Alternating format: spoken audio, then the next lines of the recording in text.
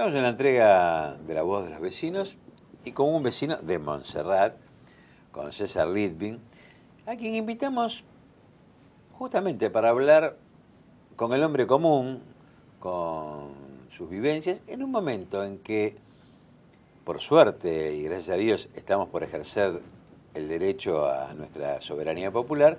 Que nos cuente, César, tu mirada de vecino de la ciudad, del país que vivimos y de estos últimos años de la Argentina para ayudarnos a pensar la política y ayudarnos a decidir, ¿no? Bueno, José Luis, es un desafío ponerse en la piel del vecino. Yo nunca fui un buen vecino, pero tengo 60 años vividos casi en la misma calle, que es la calle Chile. Unos cuantos del otro lado de la 9 de julio, cuando la 9 de julio ni siquiera existía como tal, porque para las nuevas generaciones, y no tanto, lo que ha sido motivo de tantas discusiones, de tanto problema por la obra emblemática que tiene el jefe de gobierno, que es este Metrobús, esta divisoria de aguas que divide la avenida, la otrora avenida más ancha del mundo. Ahora es un poco difícil saber cómo es, porque ha quedado como dividida. Más allá de los méritos o no del proyecto y de los beneficios eventuales que puede haber tenido la obra. Lo cierto es que hasta 1966-67 la avenida 9 de Julio llegaba hasta terminaba en la avenida Belgrano. Claro. Y del lado, digamos, de la zona norte terminaba en la avenida Santa Fe. Ese era el tramo de la avenida 9 de Julio. A partir del 66-67 empieza la demolición de lo que es... Lo que estaba sujeto a expropiación durante muchos años. Porque la ley es del año 35-36, ahí comenzó la construcción de a poco, arrancando desde el Obelisco. Es decir, arrancamos desde otro barrio vecino, porque, a ver, los vecinos de Montserrat somos... nos tocamos con los de San Telmo y con los de San Nicolás. San Nicolás es el barrio del Obelisco. ¿Pero por qué se llama San Nicolás? Porque donde está el Obelisco estuvo la iglesia de San Nicolás, que fue tirada abajo allá por el año 35 para el doble proceso de urbanización en marcha, que fue, por un lado, la apertura de la avenida 9 de Julio y por otro lado el ensanche de la calle Corrientes. De ambas cosas se la perdió Carlitos Gardel. Por eso la famosa pizzería de la masa finita, esa que habla de algunos personajes que no mueren nunca, qué sé yo, eso que llaman los inmortales. Tiene un cuadro en su local de la calle Corrientes, un cuadro que nunca fue posible, que es un cuadro donde se lo ve a Gardel con el Obelisco. Claro. Él no llegó a ver el Obelisco construido, el Obelisco se construyó en el 36, en 1936, un proyecto que se hizo en muy poco tiempo, en meses se construyó el Obelisco. No así el proceso de ensanche de calle Corrientes fue relativamente rápido. Lo que tardó muchos años fue finalmente el diseño, la construcción y el avance de lo que fue esta avenida 9 de Julio, que era algo así como una especie de avenida de interconexión, que tardó mucho, prácticamente hasta los años 80, que terminó por llegar en la zona sur hasta lo que sería hoy actualmente la avenida San Juan y hasta en la zona norte llegar hasta el Libertador. Pero espera, en este barrio, en estos barrios que has nombrado, yo recuerdo, bueno, porque también hemos sido vecinos. Sí, señor. Vivimos muchas cosas, por ejemplo, azules y colorados, ¿no? Que uno se acampaba en Constitución. En Constitución, sí, exactamente. Desde la calle Chile al 1200, donde yo vivía por por el año 62, cuando fue Azules y Colorados, 62, 63. 60 y pico, sí, sí. 62 creo que fue exactamente. Sentíamos las bombas, el repiqueteo de algún arma que estaba sonando, algún cañón que alguien tiraba y disparaba, el paso de los aviones. Eso se sintió muy fuertemente ahí porque teníamos ahí a los... Claro, pero ahí estábamos en un proceso, en uno de tantos y desgraciados procesos militares que nos impedían como pueblo decidir. Ahora, por eso traía a cuenta el recuerdo, ahora estamos en una situación distinta. Ya tenemos muchos años de una democracia recuperada y que se va consolidando por lo menos en el ejercicio de la soberanía popular. Y este es un momento de balance. César, el vecino de Montserrat, ¿cómo es? ¿Cómo es tu vida? ¿Cómo era hasta hace unos años? ¿Cambió o no cambió? ¿La política te la empeoró, te la mejoró? A ver, sería muy falso de mi parte, y creo que uno tiene que hablar con todas las cartas sobre la mesa.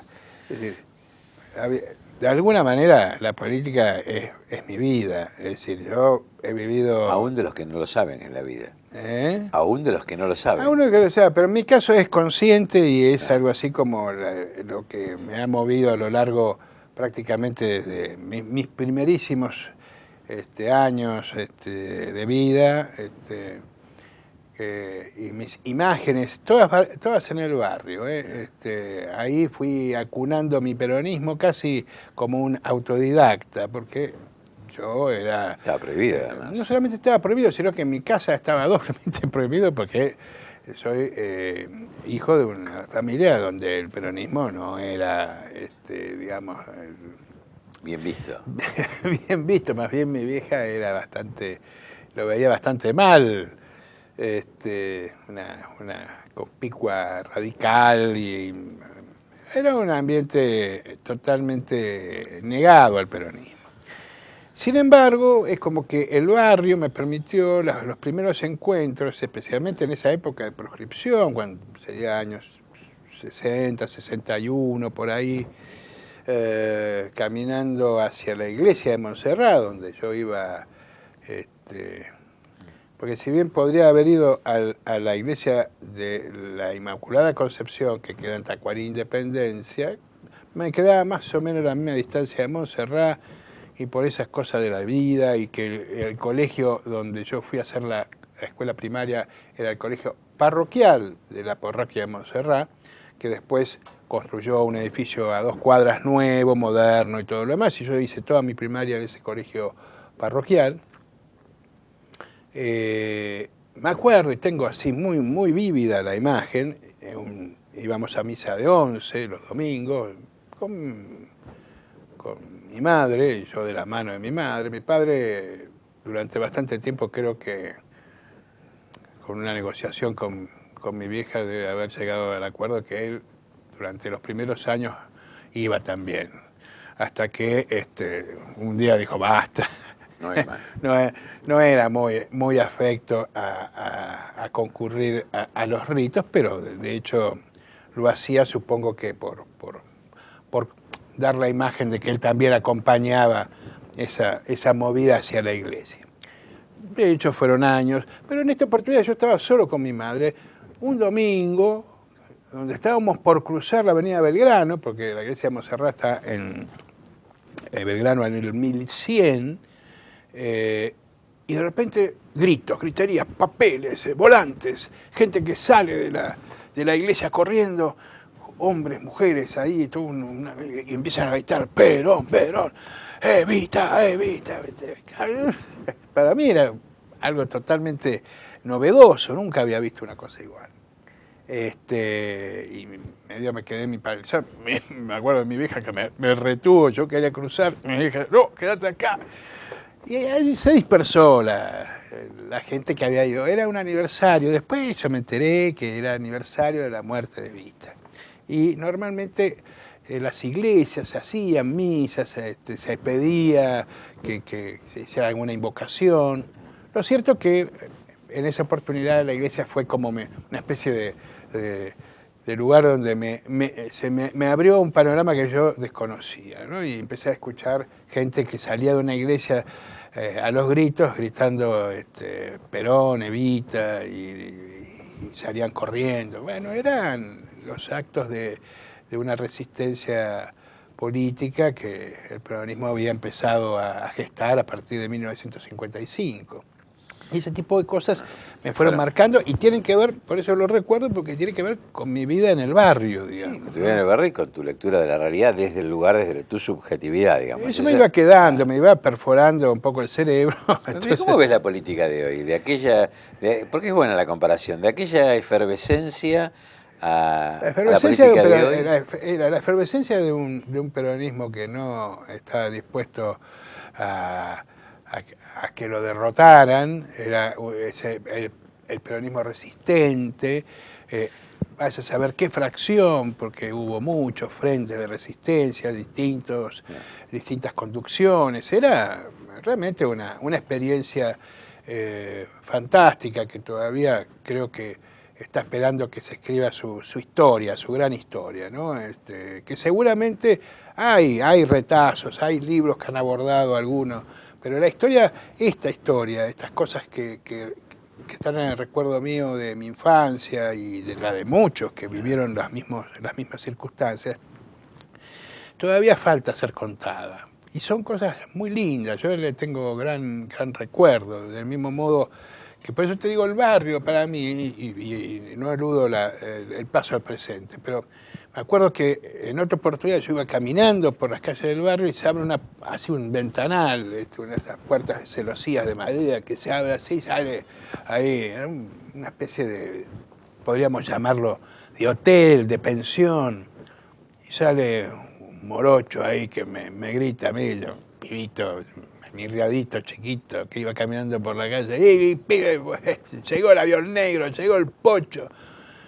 Es decir, esto a mí siempre me fue quedando como pequeños jalones en mi vida, porque yo decía, qué bárbaro estos tipos me estaban transmitiendo su vida, su historia, lo que habían perdido y lo que querían de alguna manera reconquistar. Entonces la idea, por aquellos años circulaba la idea que Perón iba a volver un avión negro.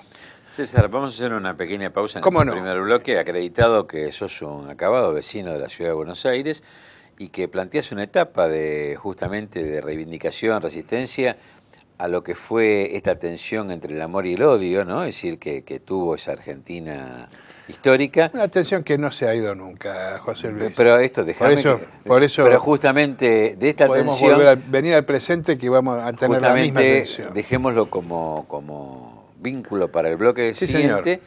Y veamos qué pasó, que esto que nos adelantás, cómo se vive esta tensión hoy, a inicios del tercer milenio. Con todo gusto.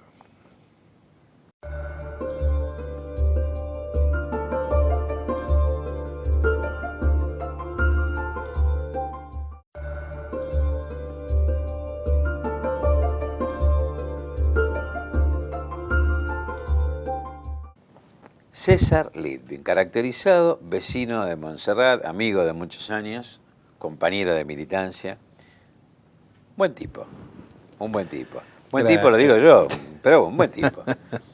Y no, es bueno, cuando uno conserva los afectos en el tiempo, esto tiene un valor. Obviamente. Y sabes que es mutuo el reconocimiento. César, hablábamos de los amores y los odios, y a veces... que yo te escucho y tengo recuerdos parecidos, hemos vivido muy cerca de jóvenes y hemos compartido experiencias políticas muy parecidas, las mismas. Y yo a veces siento como que el tiempo no pasó, a veces no puedo creer cosas que veo. Contame vos, ¿cómo ves el hoy? Y muy parecido, yo te decía antes de ir al corte, esta sensación de que esa tensión entre el amor y el odio como elementos gravitantes en las conductas en nuestras conductas, permanecen. ¿Desde cuándo vienen? ¿Desde dónde? ¿Qué sé yo? Quizás desde el origen de los tiempos. Y vamos a contar un poco la cosa. de los nuestros. Pero vamos a contar un poco el periodo, digamos, lo que hoy vivimos, esta realidad que hoy vivimos, o sea, a días de tener una elección que es importante por lo que significa, por todas las cosas que se ponen siempre en juego en una elección. Y más en este tipo de elección, donde realmente estamos, para mí, en un momento donde, digamos, los profetas del odio, esa definición fantástica, enorme, magistral de Arturo Jauretche, Los profetas del odio fue un libro donde él retrató desde su visión, que era la visión de un peronista muy ad hoc, porque él era un peronista crítico, era un hombre del movimiento nacional. Su relación con el peronismo y con el propio Perón siempre fue una relación conflictiva. Sin embargo, nadie puede negar que la lucidez, la brillantez de este hombre, de este intelectual maravilloso que dio Lincoln, ¿no? Sus orígenes bonaerenses, y que después, bueno, se afincó por estos lados para ver y escudriñar y empezar a leer de otra manera la historia, la vida, analizar todo lo demás. Él relata en Los profetas del odio y La Yapa lo que eran todos los personajes que, bueno, de alguna manera impulsaron la caída del peronismo. Es decir, los que impulsaron la caída del peronismo estuvieron en contra del peronismo desde el primer día. El peronismo, el pecado original del peronismo es haber nacido, es haber existido. Y haber hecho nacer a una sociedad que no existía. Pero se nace con un pecado original. Claro. ¿Quién establece que eso es un pecado original? Obviamente lo establece quien estaba antes. El que estaba antes es el que dice, este es un hijo bastardo, determina a partir de no aceptar la irrupción, no aceptar el nacimiento de este hijo inesperado, bastardo, o de un matrimonio que dice, ¿de dónde salió esto? Si no estaba, esto no es hijo de Telvina, ni de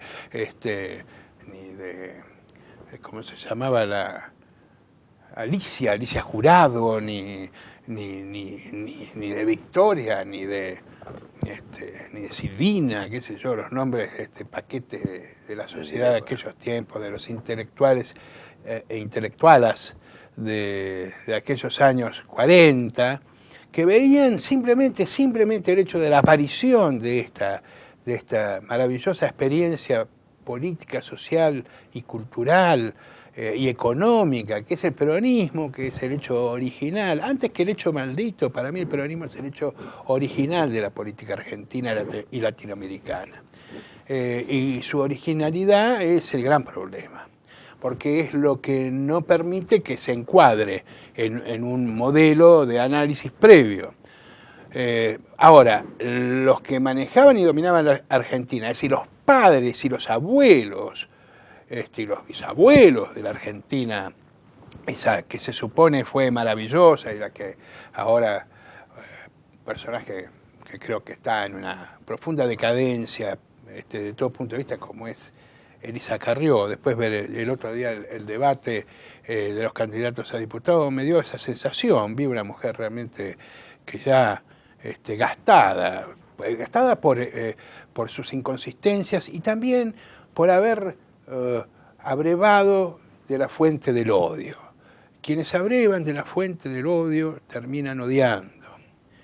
En cambio, el peronismo nace del amor, no del odio.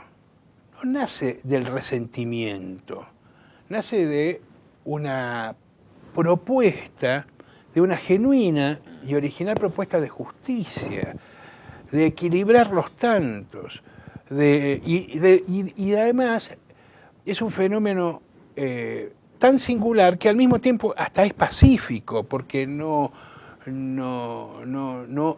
entra en términos de una convulsión que haya dejado miles y miles de muertos en la historia de nuestro país. Al contrario, lo que pasa entre el 43 y el 45, antes de esa consumación, no hay nadie que relate mejor que Félix Luna, para mí, lo que fue el 17 de octubre del 45, donde termina hablando de que es como una especie de trío, casi ya...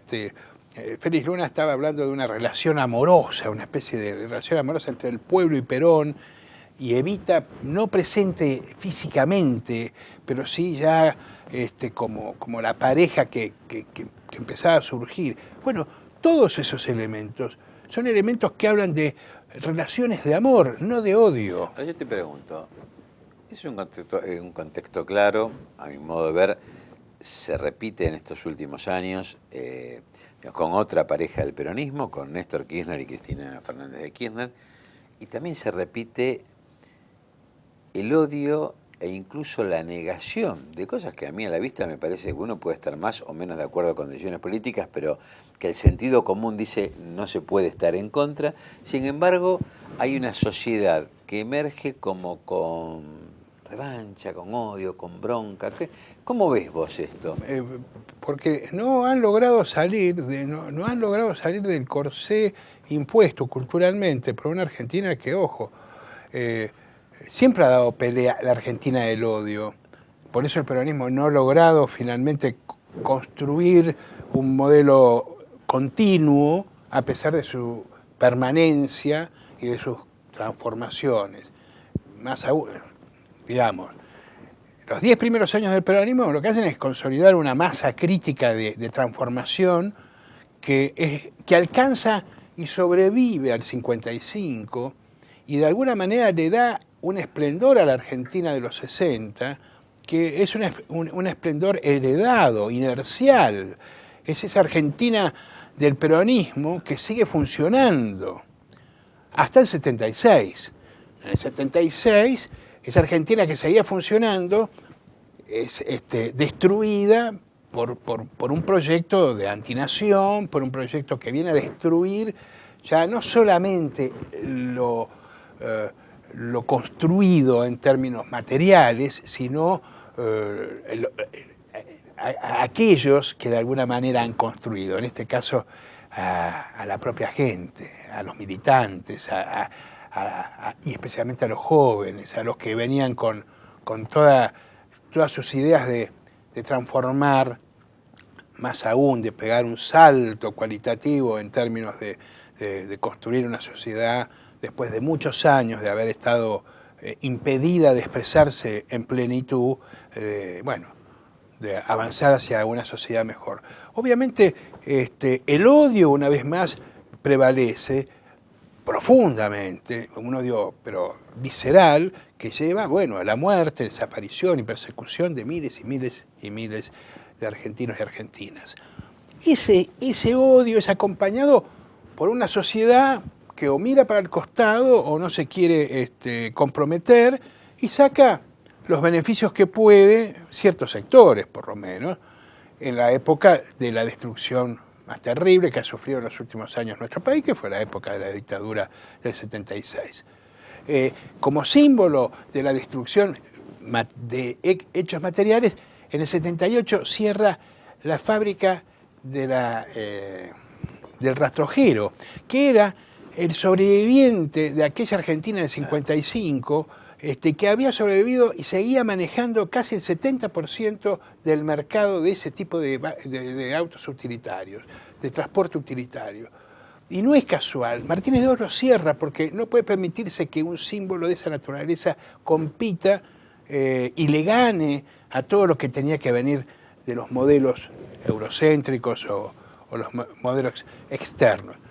Entonces, el odio sigue emparentado a la idea de destruir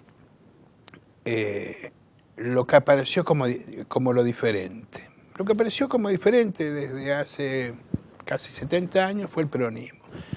En el 2003 ocurre un fenómeno similar.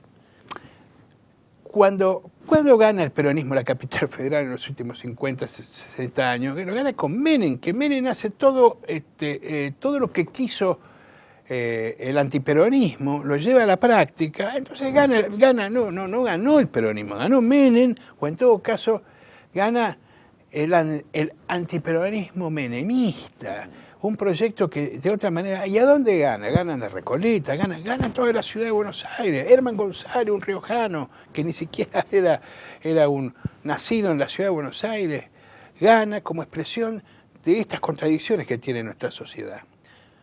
Contradicciones que después, cuando llega el momento, se trasladan a los comportamientos revulsivos y tremendamente descalificantes que tienen muchísimos sectores que uno, como vos decís, pero esta gente tendría que decir que esto está bien. Sin embargo, aquellos que más se han beneficiado son los que más despotrican, más insultan, más desean la muerte de este.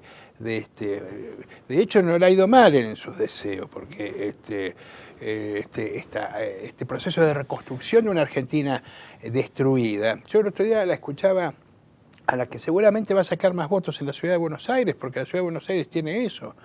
En el sur resistimos, pero no alcanza para ganar.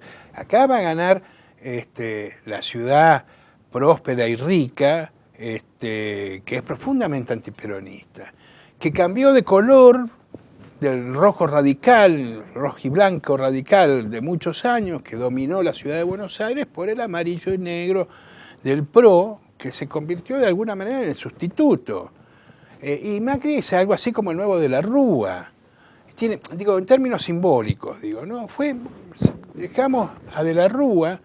Hay que pensar que la ciudad construyó al presidente más inútil, inepto que dio la Argentina. La construyó la ciudad de Buenos Aires, sus habitantes, tan inteligentes, tan capaces, tan lúcidos, construyeron a este zopenco cordobés, por lo menos, por lo menos puedo decir que no nació acá, no es un nacido y criado en la ciudad de Buenos Aires, me queda esa pequeña... Los peores porteños han venido al interior. Bueno, este es un caso flagrante, el caso de la Rúa. Pero ¿quién le dio el aval desde el año 74 en adelante? La ciudad de Buenos Aires, el porteño, el votante, lo convirtió en su ídolo y no paró hasta convertirlo en presidente. Es terrible esa historia, es una historia de construcción política que le ha hecho tanto daño al país. O sea, yo me hago cargo de mi parte, a ver, yo en lo personal y yo como parte de un movimiento político, la pucha, si tendré y tendremos cosas para decir, cosas para decir en contra de nosotros mismos, es decir, todas las cosas que nos mandamos. Pero, muchachos, la construcción de la Rúa, yo ahí no tuve nada que ver. César, ¿te interrumpo un segundo? Sí. Seguimos charlando un ratito más. ¿Cómo no? Y ahora continuamos en La Voz de los Vecinos.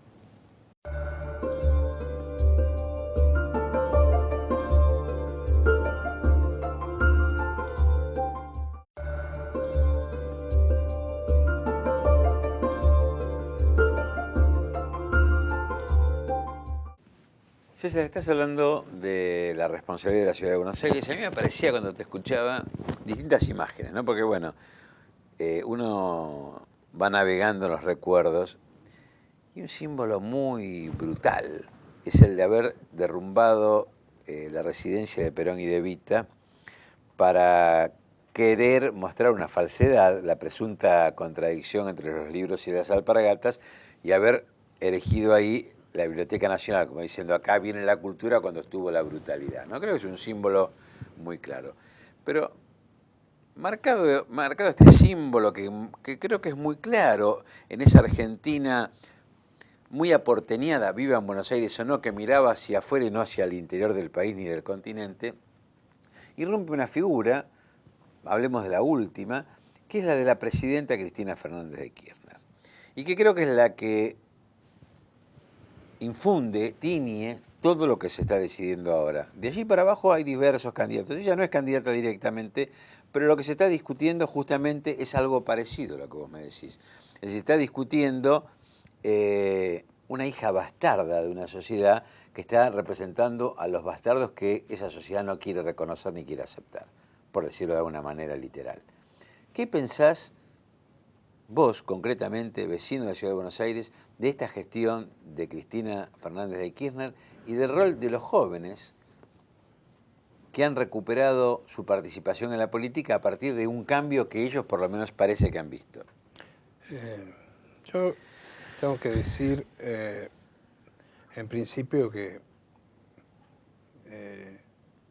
la tarea que ha desempeñado y desempeña la presidenta Cristina Fernández de Kirchner, a mí me parece realmente fenomenal.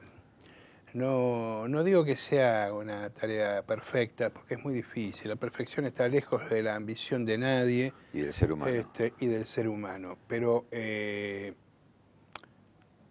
yo hago un poquito de memoria, me instalo en 2001 y recuerdo aquel país, mi país, ese país que estuvo a punto de explotar, de incendiarse por todos lados, y veo la Argentina de hoy.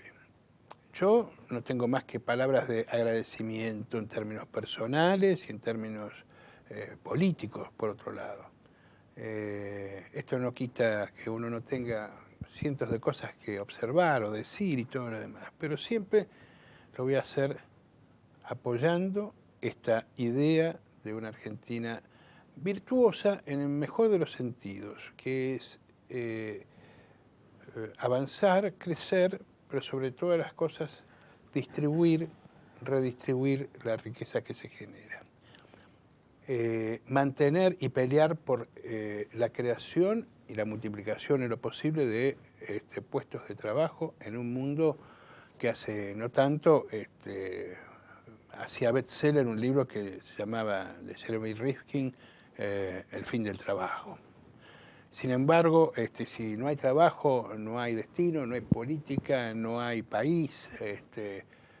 Lo que hay es desocupación, hambre, muerte, pobreza, indigencia. Y si esta Argentina ha salido de donde salió y está donde está, y muchos argentinos de esos que cuando hablan vomitan su odio, como si fuera una especie de demonio que los impulsa a hablar, habría que buscar algún exorcista exitoso. El Vaticano tiene algún exorcista interesante dando vueltas por ahí.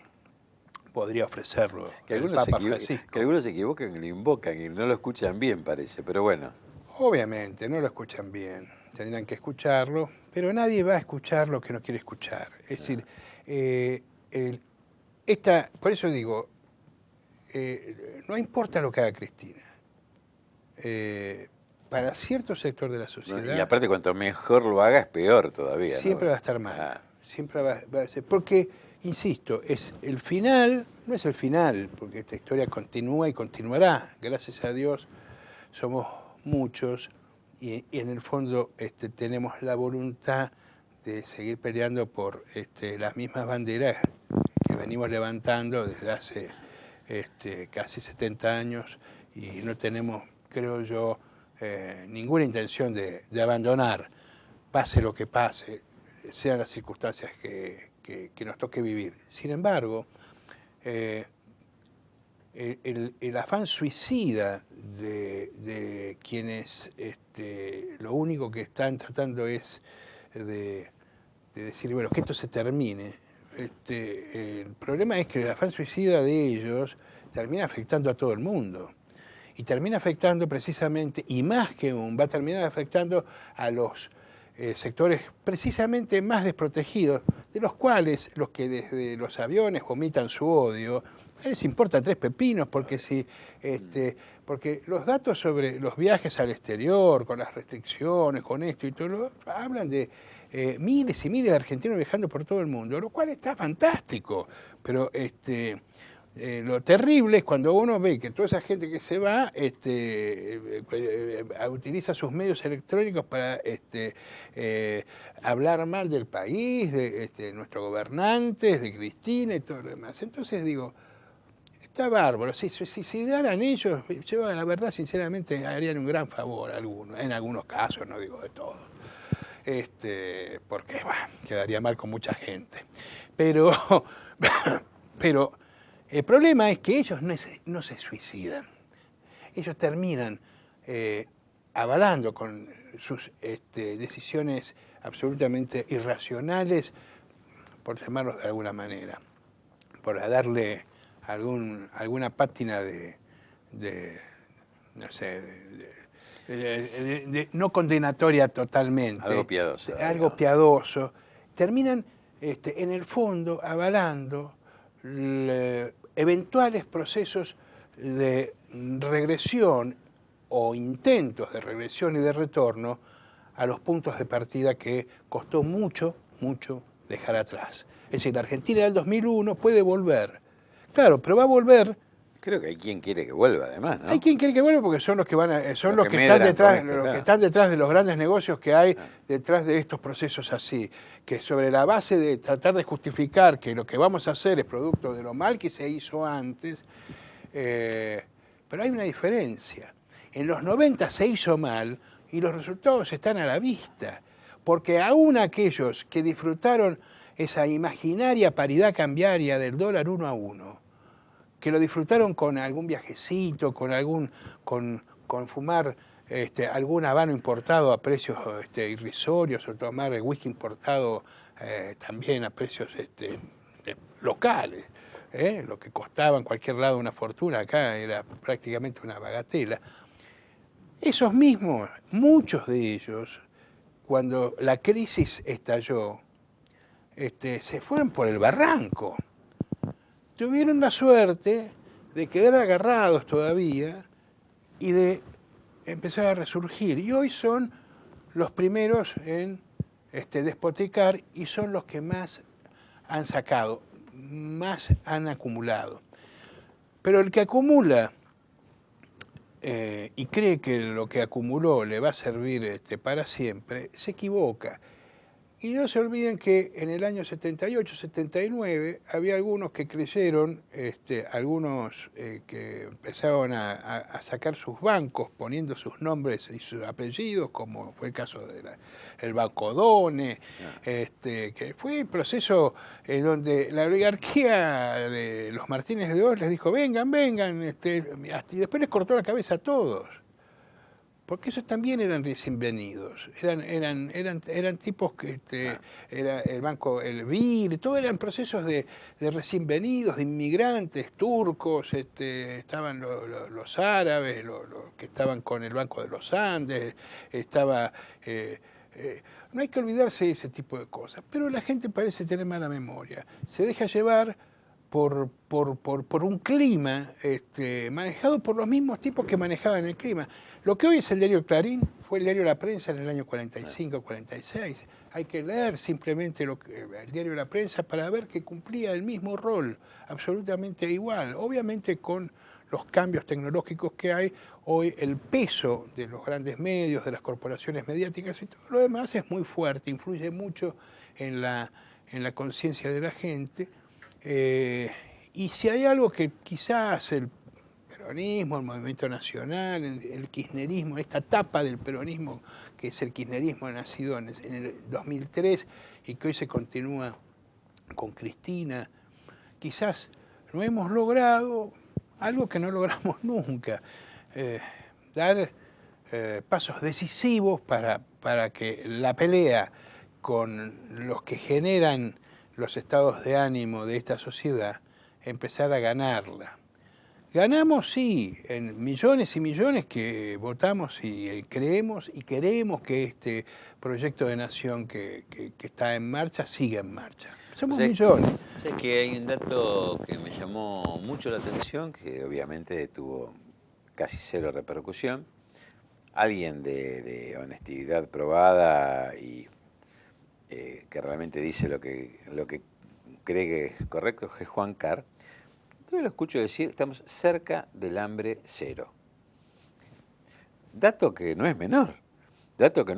Cuando yo escucho muchos agoreros de la economía que dicen que la pobreza está peor que nunca, digamos que los datos están mal. Digo, a ver, Argentina obviamente tiene muchísimo por hacer y muchísimo por construir, pero es como que hay una negación a ver la realidad. Y es como que no se acepta que el que está muy mal pueda tener derecho. Nunca, ¿no? Porque por eso te digo que hay que remontarse al origen, al pecado original.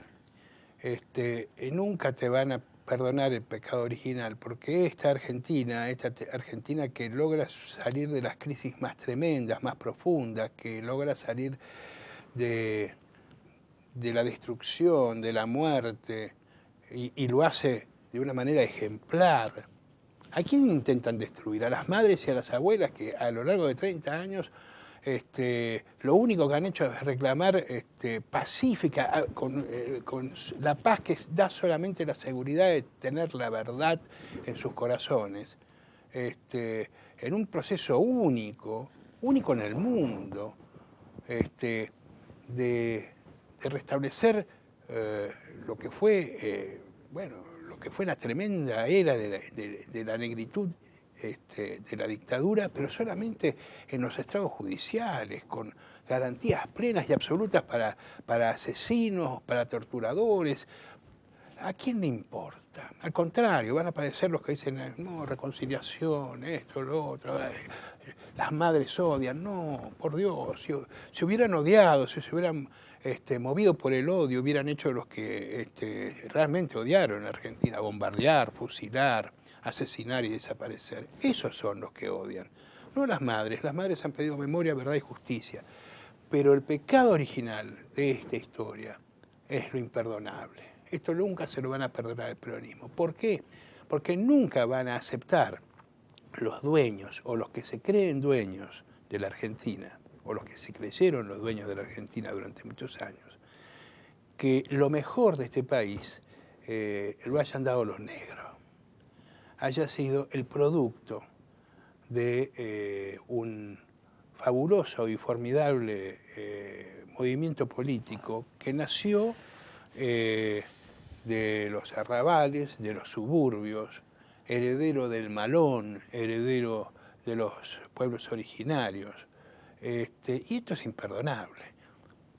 A vos te pueden permitir cualquier cosa, menos que se triunfe con las banderas de la negritud, de lo que se intentó destruir siempre. Destruyeron y mataron a los negros en los frentes de batalla, mandándolos a guerras inicuas, los Mitre y todos los demás. Y después,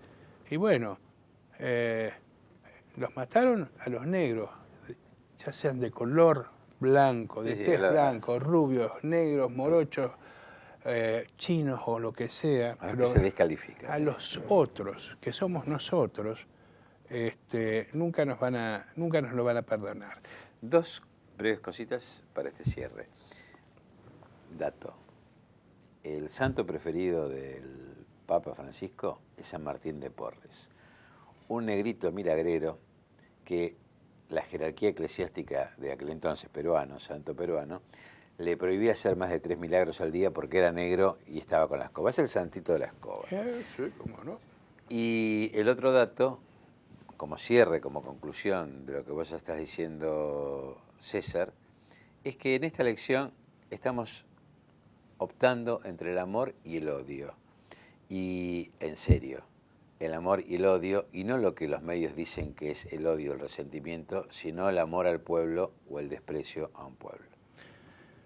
Es así, es una pelea entre el bien y el mal, que es esa idea histórica, hasta bíblica, de los primeros hermanos, que dicen que fueron 2, pero parece que hay algunos que dicen que había un tercero por ahí. Pero lo cierto es que es eso, es una pelea entre bien y mal que no es más que la manifestación de procesos movidos desde el amor al otro, desde una generosa actitud de entrega, sin pedir nada a cambio, porque esos son los militantes.